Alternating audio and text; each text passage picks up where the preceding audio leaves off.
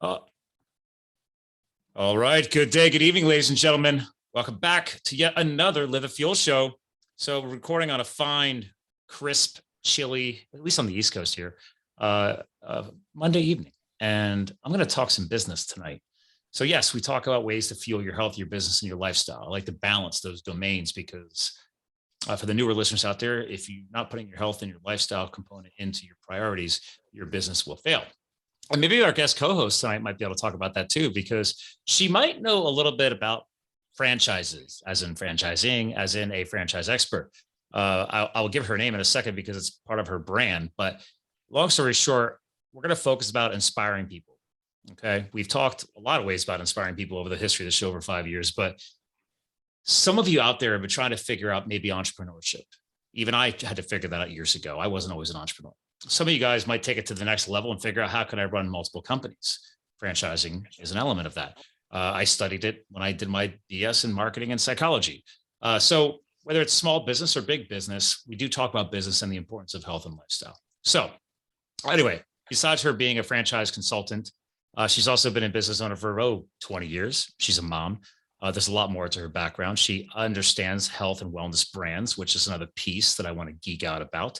Maybe a brand you might have heard of, like Gold's Gym, other things.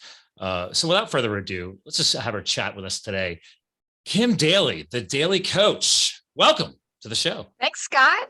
I'm so happy to be here. Thank you for that introduction.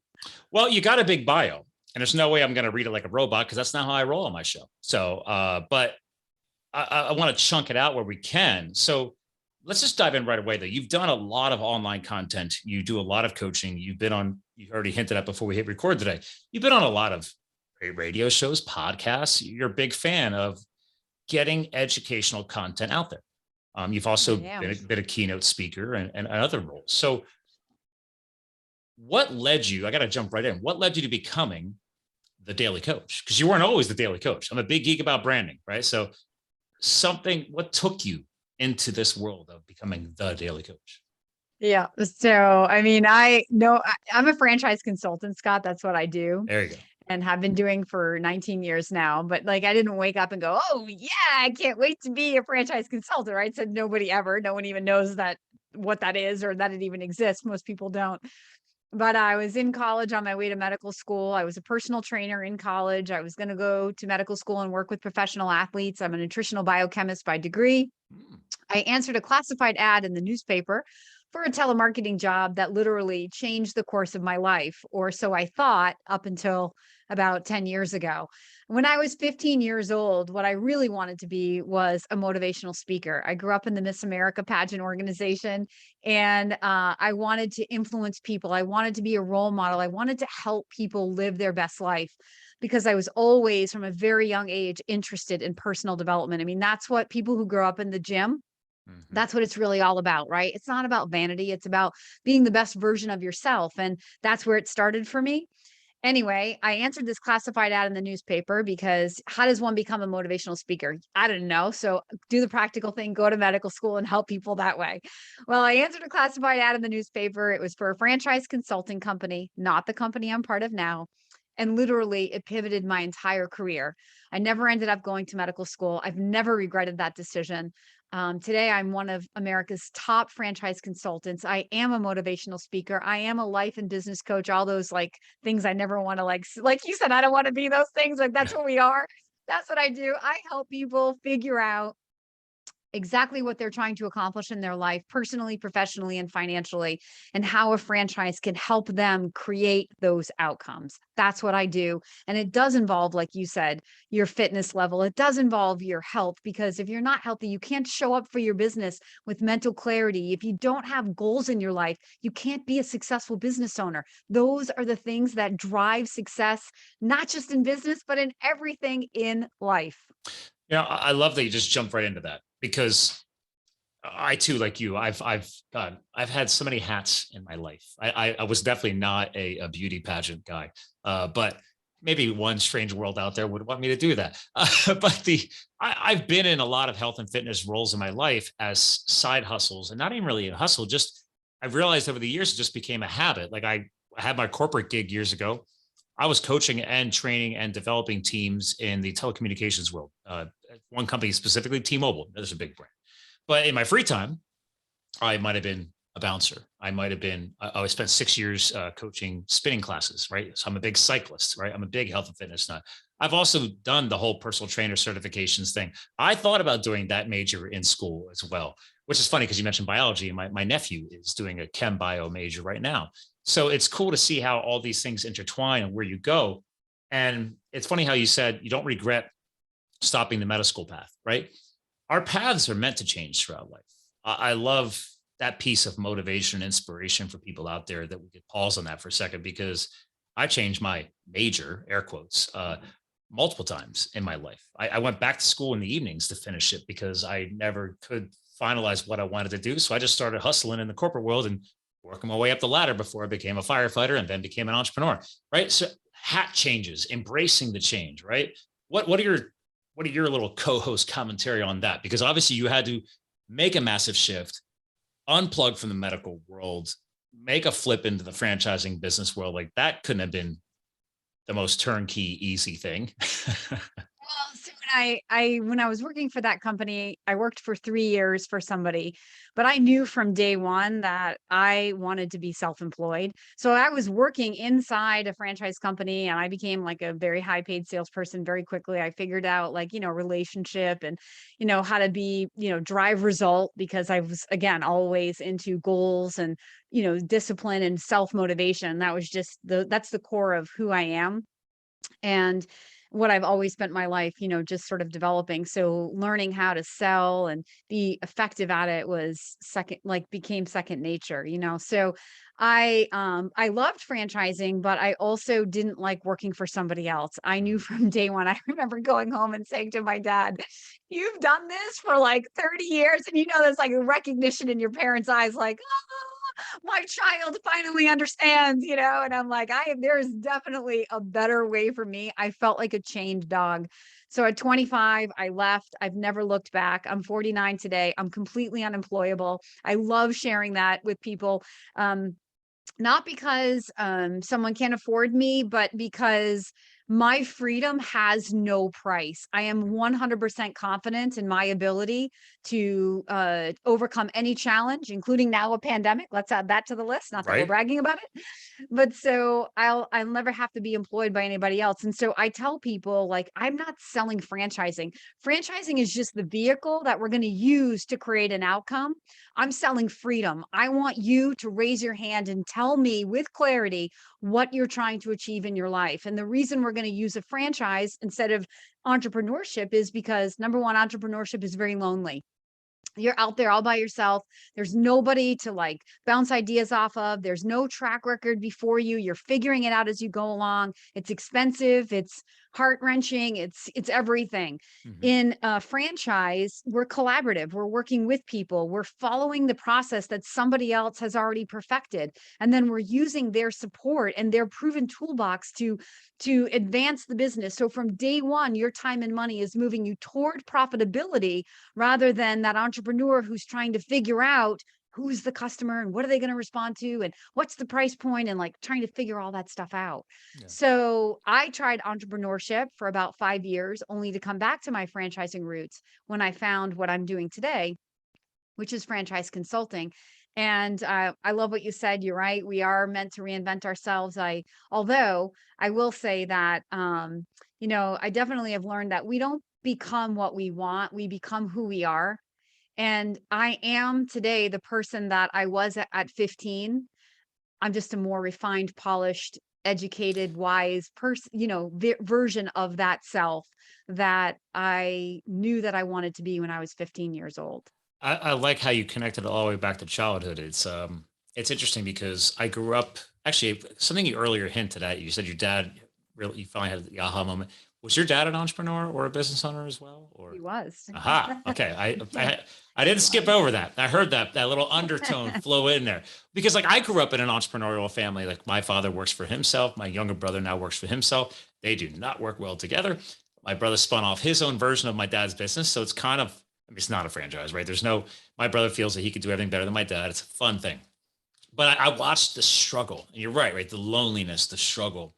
And that's why I chose a, farm kid went corporate dream thing. I'm like, oh man, look at the salaries, look at the job titles. I thought that's what I wanted. And I spent many years doing that. All my 20s were into my 30s.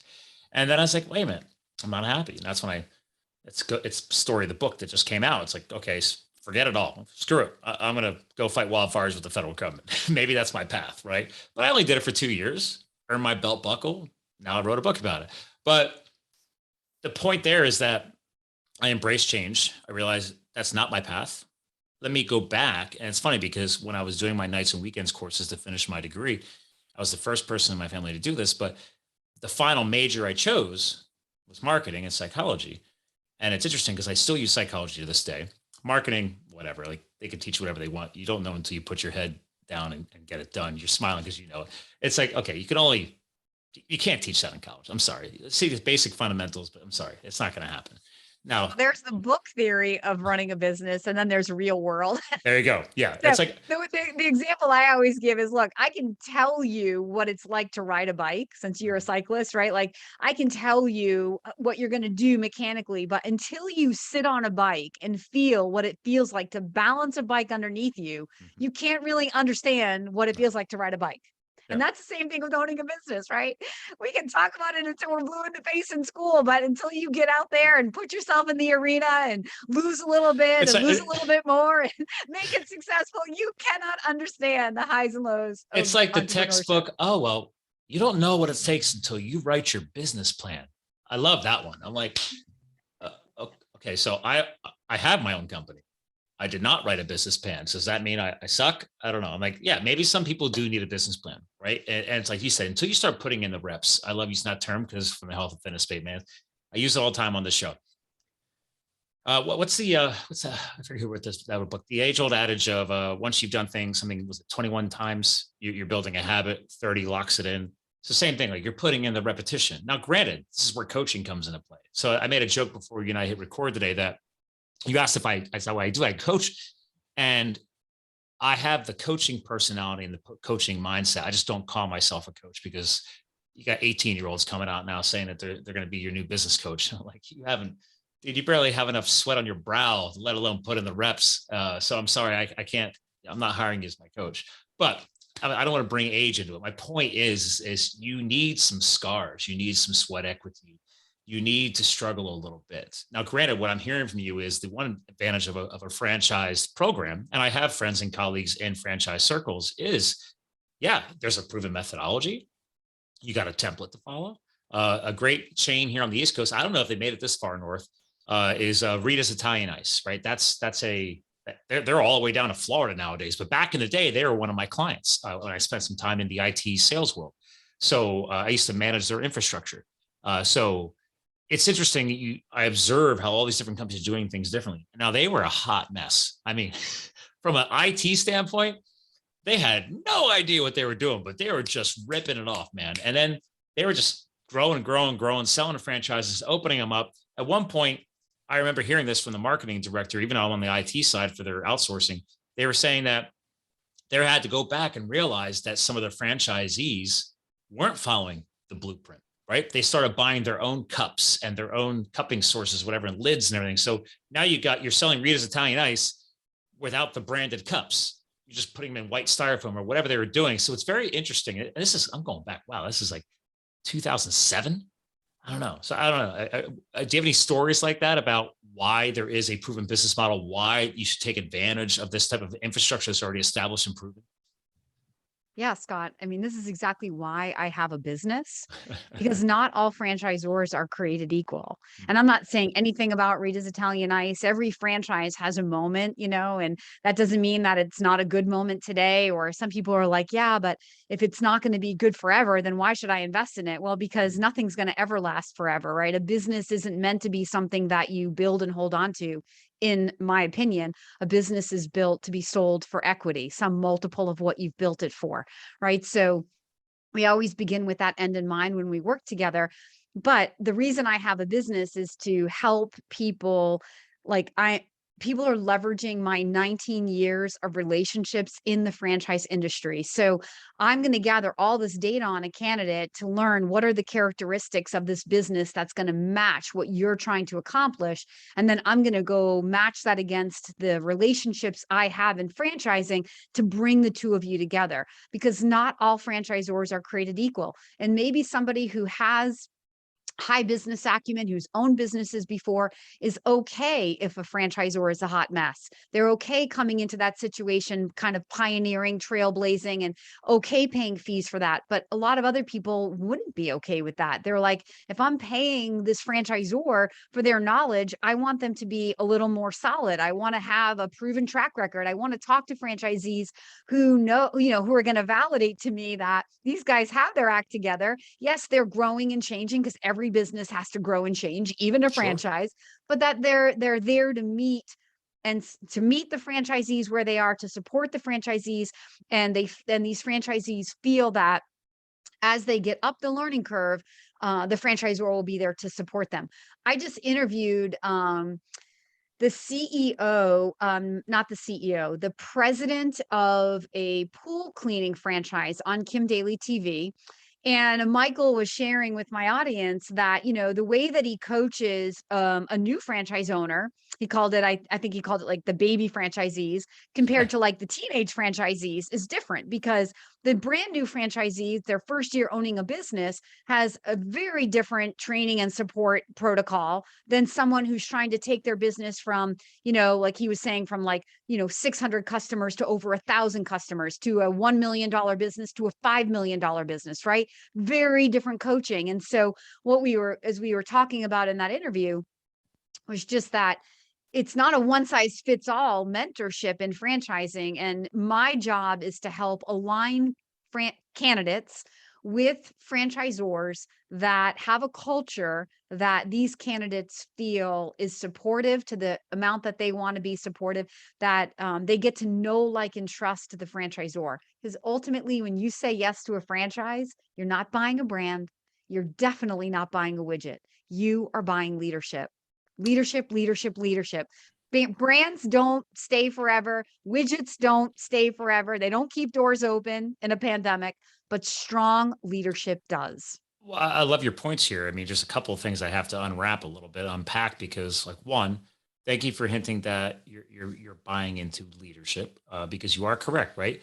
I know from the sales and marketing space, brand strategy and execution changes all the time, and I'm always reminding my clients of that. Like that's, there is technically a textbook thing that they teach you in the universities. Like, oh, okay, you should at least be wrapping it around your head that you may want to rebrand every 5 to 7 years. That doesn't mean a complete tear down and rebuild, but maybe you see big brands like Coca-Cola, Pepsi, stuff like that. They'll bring back a retro version of their logo or an old slogan.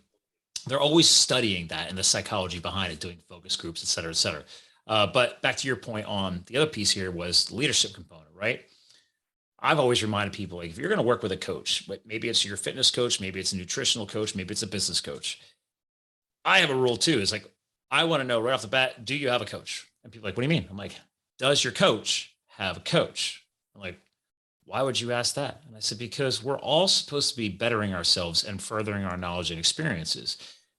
So if I'm supposed to pay somebody to coach and improve me, I want to know who they're paying to coach and improve them, because it should be a never ending cycle, because we're all supposed to be growing and bettering ourselves. Now, I agree. Eventually, maybe somebody like you reach this echelon where you're well established. You are one of the top franchise coaches.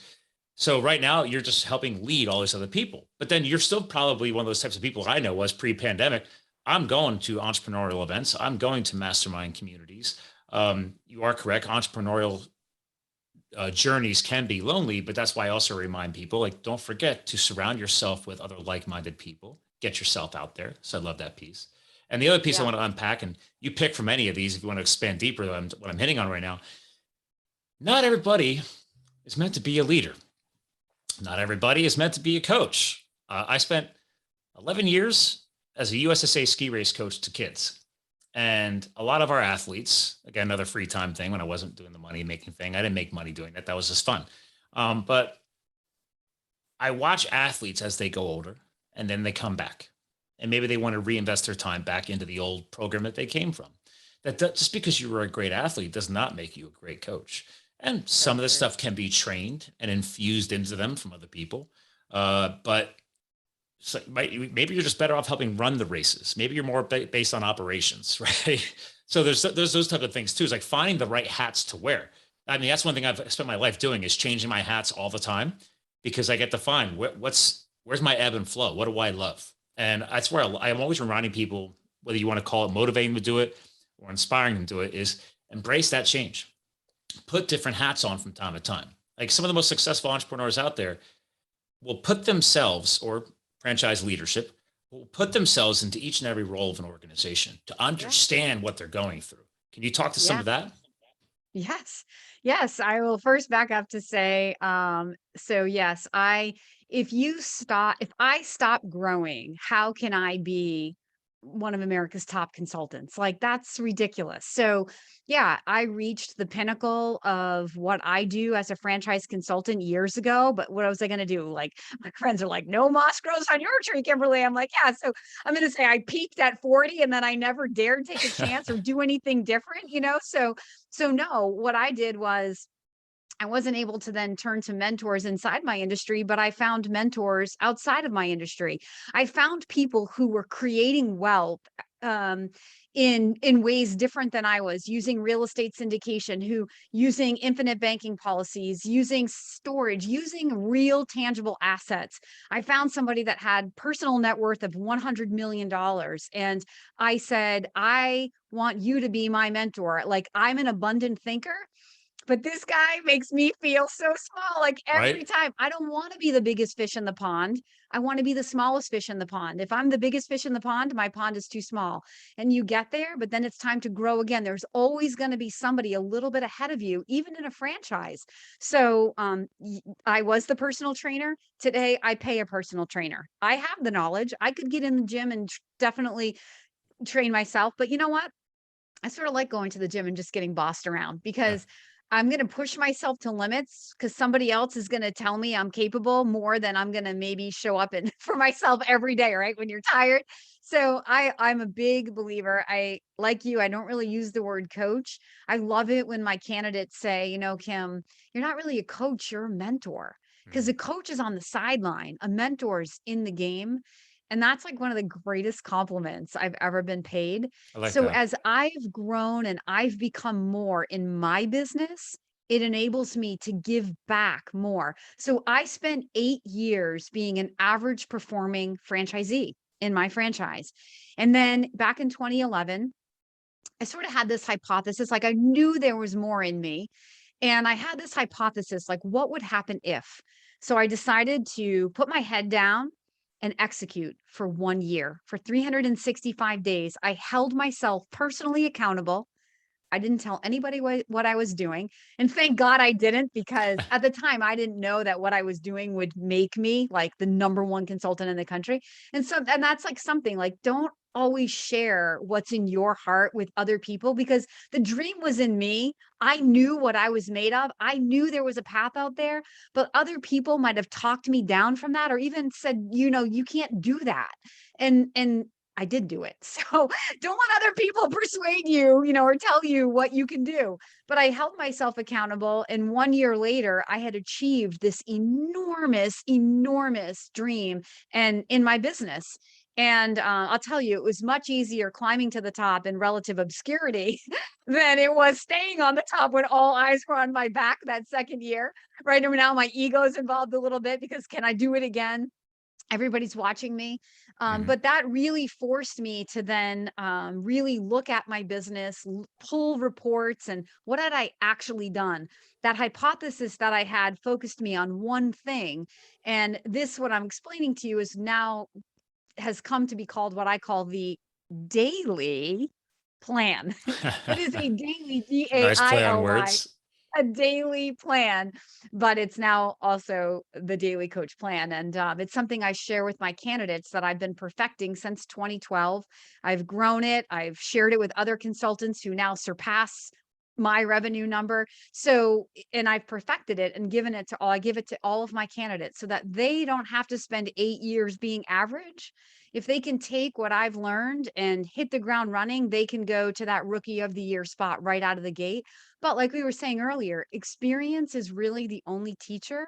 So while I can share what I did with them, sometimes it takes just getting into the arena and producing some result, even though like it's like feels erratic or what I call just massive imperfect action the first year, just to create some kind of tangible result for yourself. And then you start working smarter than harder. You start refining what you're doing in the second and the third and the fourth year, and getting better at it and growing it from there. So that journey you had to put yourself through, you don't want to tell anybody about. Now, obviously, from that experience, have you turned it into a lot of your obviously future training and how you work with people differently now? It's exactly what I do. Yeah. From that, I've launched my YouTube channel. I mean, that was really a result of before 2020, I used to travel around the country and host live events. That's how I would, get people to want to. There's Are you your there? YouTube. Yeah, I'm Oh, sharing. perfect. That's how I would get people to want to work with me. And then and then when I couldn't travel anymore, I had a few videos, but nothing with any real intention. And then during 2020, instead of focusing on the obstacle, I decided to try to figure out how I could turn this into an opportunity. And it's literally turned into the greatest thing that I have ever done in my professional life. I am so proud of my YouTube channel. I want this to be the most influential content site in all of franchising. And I know that's a big, big mouthful and a very audacious goal, but that's the way the daily coach rolls. So Well, it'll take me some time to get there, but I am determined, and it's just day by day. It's that daily plan. so I was gonna say, who's the famous speaker? Because I've observed him say it, who created the big, hairy, audacious goal acronym, BHAG, ladies and gentlemen. This is thrown around a lot in leadership circles, but do you know who actually created that? I Is think it. is it Tim Bear? Is it Tim? I don't know. I think it was Jim Collins, Oh, well, it might be but that. It could be. It's one of he those. at Yeah. least has a book about it. Hold on. Yeah, I know he's got a book about it, Built to Last: Successful Habits of Visionary Companies. But I know he quotes I'm Googling it right now, BHAG. So I know he's got a lot of SEO around it. So, but I just had to think about that because I probably hear that thrown out 3 to 5 times a year. It could be in a new audiobook I'm listening to. It could be at a conference or something, but it is definitely something that people need to wrap their heads around. And it sounds like this is definitely something, a big piece of how you talk to your people you're working with is like, have you even thought about a big, hairy, audacious goal in your life? I mean, really set it in motion. Dreams don't scare you. They're not big enough. It's just like, if you're, like I said, if you're the biggest fish in your pond's too small. I would much rather achieve 60% of an enormous goal than 100% of a small goal, because over time, you're always going to end up somewhere greater. And like, I don't want to get 100% of my goal. If I do, I'm kind of aggravated. Like, why didn't I set the goal higher? And that's not like in some type A, like, never satisfied, like personality. It's just, if there's always more out there. There's so much abundance in the world. Why do we limit ourselves and our potential? We're only going to achieve that which we believe we can achieve. So believe bigger, and you'll land bigger. You'll have bigger. You'll go further. I love a word you just tossed in there, abundance. So actually, a fellow podcasting colleague of mine, I believe his mastermind group's called like the abundant mindset, maybe. But over 5 years of podcasting, almost around 400 shows online, just like you, right? You got to put in the reps. YouTube, you're putting in the reps. Podcasting, I put in the reps, and now I'm aggressively growing the YouTube too. But I find that it is so hard for people to get to the point of even comprehending an abundant mindset. And over the years, this podcast, we talk about fueling your health, business, lifestyle, but mindset has become the thing. It's just no matter who I've talked to, another great co-host like you and many other before you, I'd say probably a third of our shows, we end up finding a way to geek out about mindset. And I love bringing up the fact around abundance that the big thing that happens before abundance to help you, for me, signify it and trigger it. And I want to hear what your point of view is your why. The big Yeah. WHY. What are your thoughts on why and abundant mindset? What do you got? Yeah, it's totally connected, right? If your vision is not driven, like the vision is the car and the why is the gas. Like if you don't have a why that gets you out of bed every day to repeat, to get back in there when it's hard, to keep going when things are not going right, forget it. You're not going to follow through, right? So those are the people that set New Year's resolutions and they're done by February 1. But the guy that, like I always used to say, like if you put two people in the gym, one's had a heart attack and the doctor said, if you don't lose weight, you are going to die. And the other one just grabbing their belly saying, I put on some holiday pounds. I think I need to lose 10 pounds. Like, who is still going at it March 1st? The guy with the bigger why, the guy who's going to die if he doesn't do it. But we all have the internal power to create that why for ourselves. And that's what fuels every single thing. My why isn't money.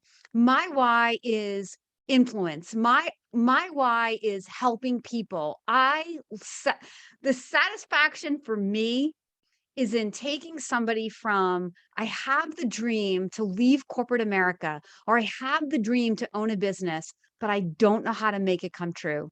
And taking them through a 1 to 2 month process to where I'm happily marrying them off to their franchisor. And they are celebrating this moment where they are now a business owner. My process helps people to be competent in the due diligence that they're doing and therefore confident in that final answer. It's not emotional. It's some part emotional. It's not purely logical because that just leads to analysis paralysis. It's some combination of both, but all of that is fueled by their why. We begin with their goals and dreams. Why are we here? If you don't have a positive, motivating why, you're just going through the motions and you will never change your life. You will never say yes to the dream. Let's tie that back to the gym, right? I mean, now granted, some people, like I built my own facility. I have my new property here has a pole barn on it. So I built my own CrossFit gym in there, but every Saturday I still go visit my friend's CrossFit facility with my wife, who's a member. So she pays, I just dropped in for free because it's a bro thing. But anyway, but I train on my own, but I still need to get in there. I got to go at least once a week. I got to go get the social element, but also they have great coaching staff there. Shout out to F13 Performance in Allentown. Rob and the boys are awesome.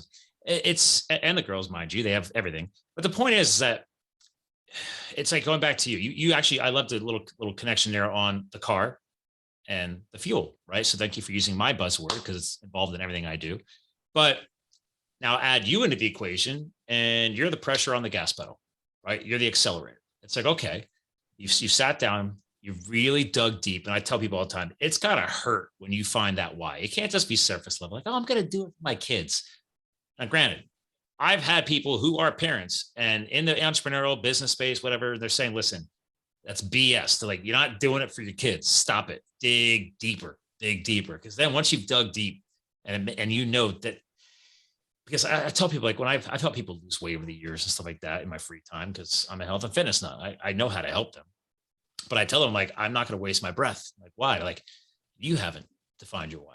I was like, I can't help you because when I'm not around, your why has to drive that, right? Your coach can always be there. Your mentor, as you so well put it. Thank you, by the way. I love mentorship as well. So yes, your mentor, your coach, your whoever, your guiding power is not always around. There's still some personal accountability that you have to put in place. And if you haven't dug deep on that why, all these other elements, these amazing franchises that you can get them connected with, this infrastructure, this training, your YouTube channel, it's all going to fall flat in its face because you still have that personal accountability. And this applies to everything in life, ladies and gentlemen. We're not just talking about franchises. We're not just talking about going to the gym. This is everything. I'm a passionate person about this. It's everything. You are so right. Yeah. Now, I got to know, what was your big first, before your a big, hairy, audacious goal? Like you had that flip of the switch. You probably have had multiple flips of the switches. I'll tell you. You want to know why? I got to know your why or why. I got divorced. Ooh, interesting. Yep. Wasn't ready for that. And now I'm a single mom. Okay. And I didn't see my divorce coming and I have a lot of pride. And I was like, well, I'm going to do this. I will survive. Okay. I'll figure this out on my own. And I did in a very, very big way. So that was the turning point for me, to really say, I'm going to create something for myself Mhm. that is something that I am truly worthy of. I've always known I'm worthy of. And now I have the time, and it was a way to focus my heart, my energy, my passion into something positive and constructive.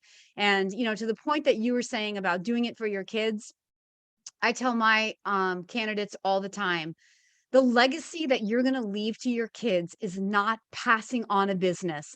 The legacy is the conversation around the dinner table that changes when you go from a W-2 employee talking about bosses and, vacation time and salaries and bonuses, to talking about wages and employees and management issues, right? To bringing those kids into the business and maybe giving them their first job in the business.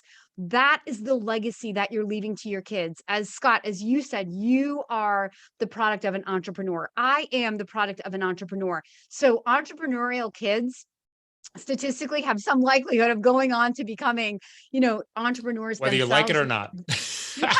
Yeah, Because like I wanted that nothing to deep do with it. legacy. And then somehow, full circle, in my 40s, it's now a thing. I'm like, okay, Yeah. years ago in my 20s, nothing to do with it, but nothing to do with it. So it's funny how the world flips it on your ear a little bit.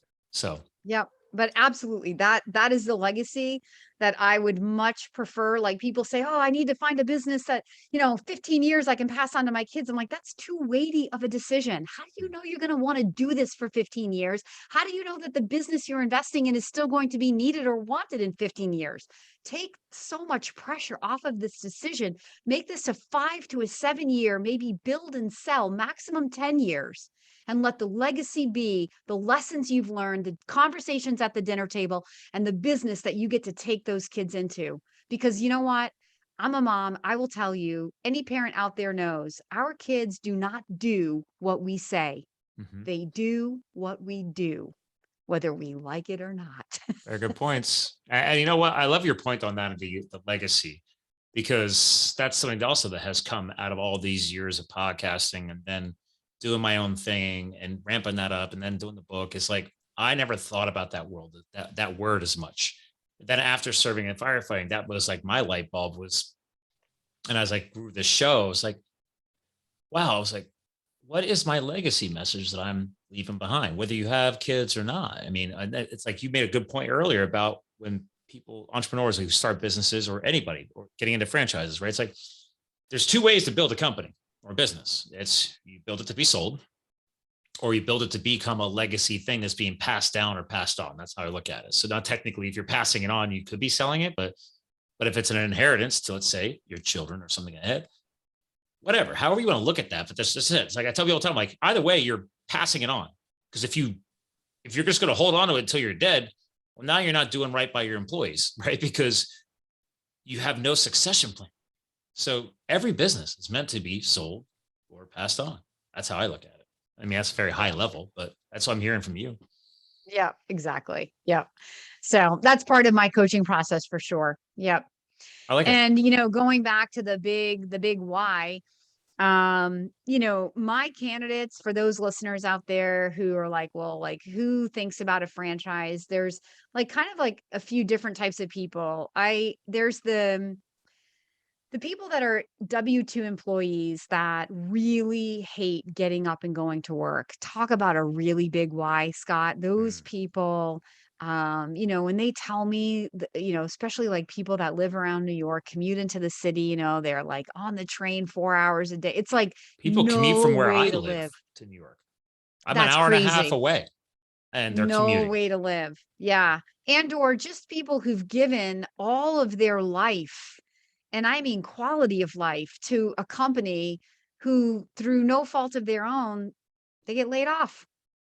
Those people have a measure of pain that I'll never know, but I've definitely worked with hundreds, if not thousands of them in 19 years.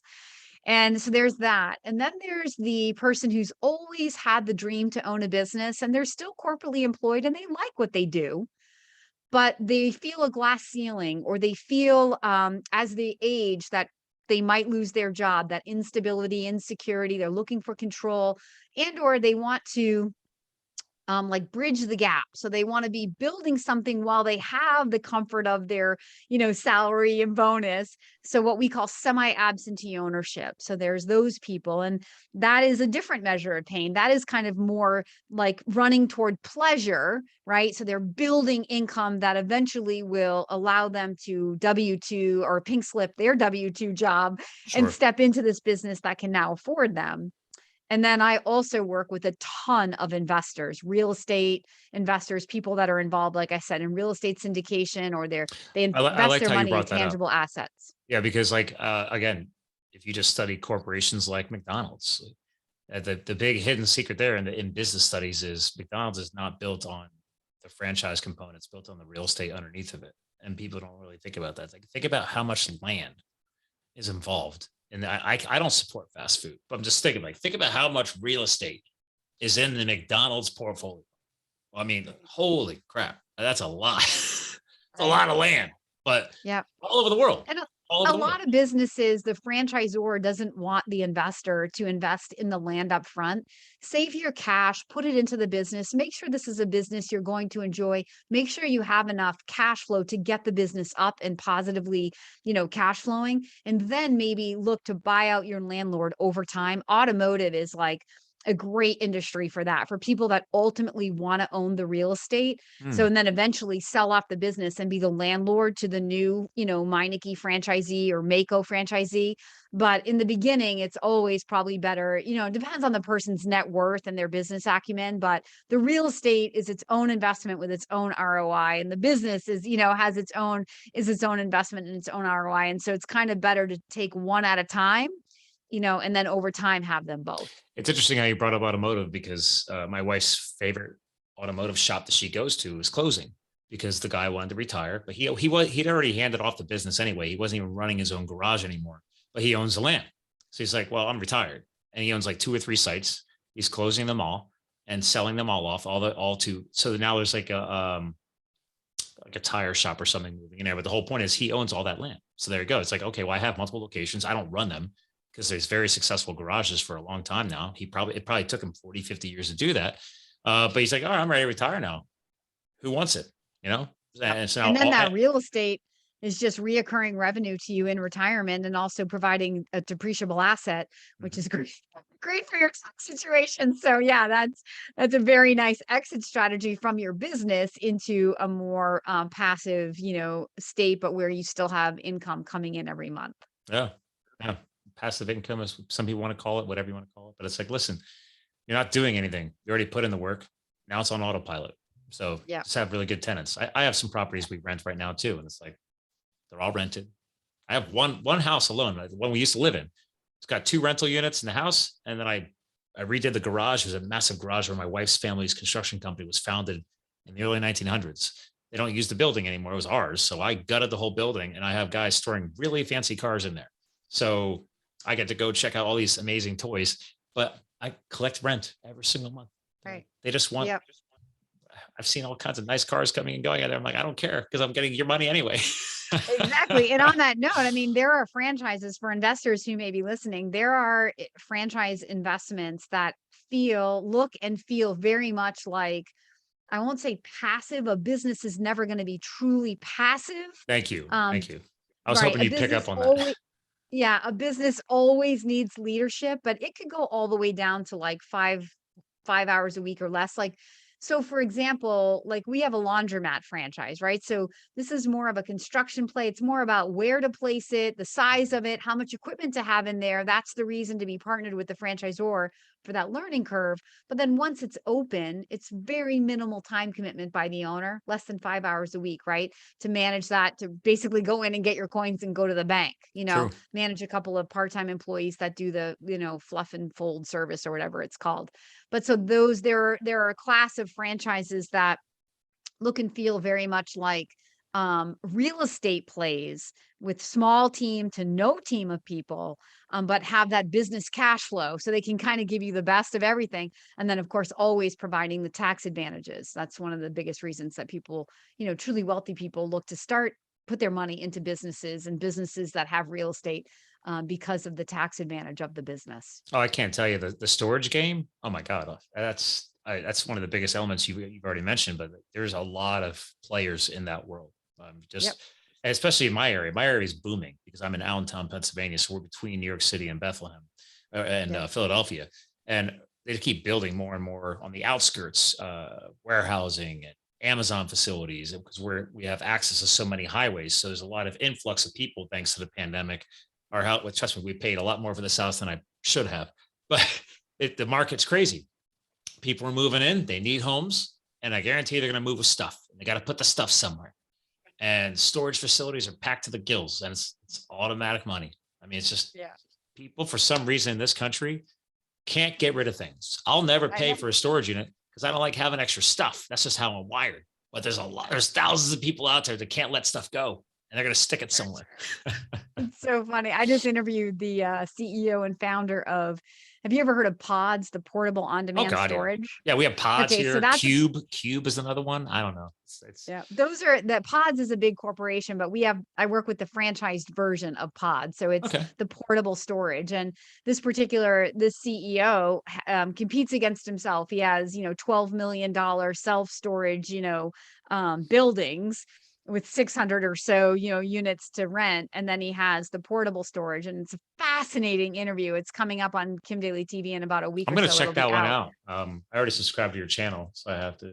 That goes up on your YouTube, right? Bell, Scott, so you can be alerted. We're pushing out about 3 videos a week at least. I see that. You'll get that video content. But anyway, he was saying that one of his owners, a former McDonald's franchisee, actually, built and sold his portable storage business for $21 million. It's like somebody, he sets it up, and then he looks at me in the camera and he goes, "That's good, right?" I love how he asks you that. Clearly he sees you as a mentor, because it's like, that's good, right? You're like, no, 21 million. No, I don't know. You could have done better. Yeah. Sounds pretty good. Yeah. A lot of money to be made in storage. And that's what he said. He's like, I don't care whether they want portable or whether they want fixed storage. I own it all. So I compete against myself in the market. I'd compete against myself. I think that's genius, because you also, again, from a marketing standpoint, it's like you have to adapt to your audience, right? So some people want the portable thing. They want to know something's going to get dropped off in the driveway, and then they can take their good old time filling it up, and that's it. And then it'll move somewhere else. Then you got the people who now do the portables to relocate and actually move to another state and everything else. So I see truckloads of those things going to other states, right? So there's all different elements, but then you got the classic, I hate to say classic, but it is classic. I just saw 2 more facilities built near where I live, where people want to be able to drive up, roll the door up, and stick stuff in and come and go as they want.